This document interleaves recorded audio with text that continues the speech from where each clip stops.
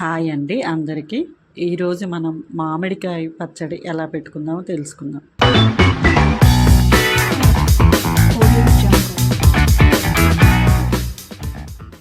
ముందుగా ఇక్కడ మామిడికాయని సెలక్షన్ తెలుసుకుందామండి. ఇక్కడ ఈ గ్రీన్ కలర్లో ఉండాలి.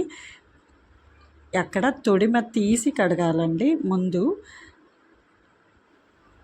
తొడిమెతో కడగకూడదండి. తొడిమె తీసి 2 మినిట్స్ నీళ్ళల్లో ఉంచి కడిగి తుడిచి ఇలా కట్ చేయాలండి. చూడండి ఇలా.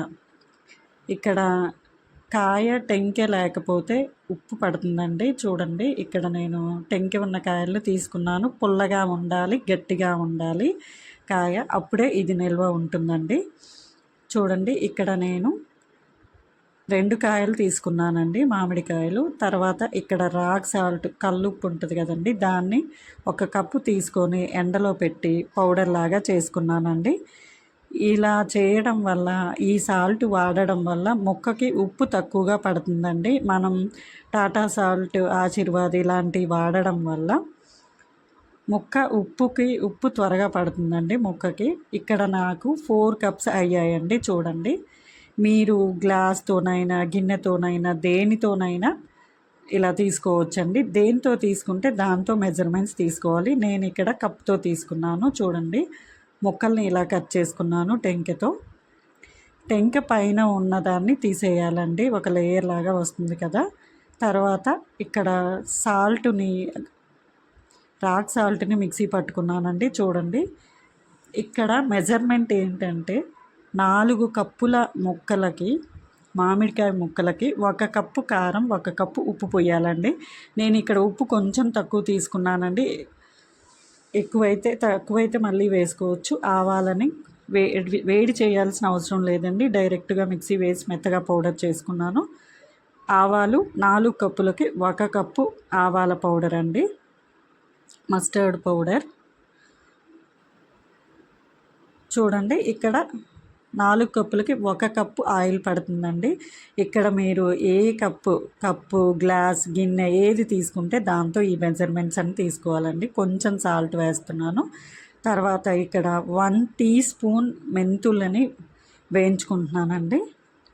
ఇది ఆవాల పిండితో పాటు మిక్సీ పట్టుకోవచ్చండి. నేను ఇక్కడ కొంచెం ఆవు పిండి ఉంచి దాంట్లో వేసి కొంచెం కారం యాడ్ చేసి మెత్తగా పట్టుకుంటున్నానండి.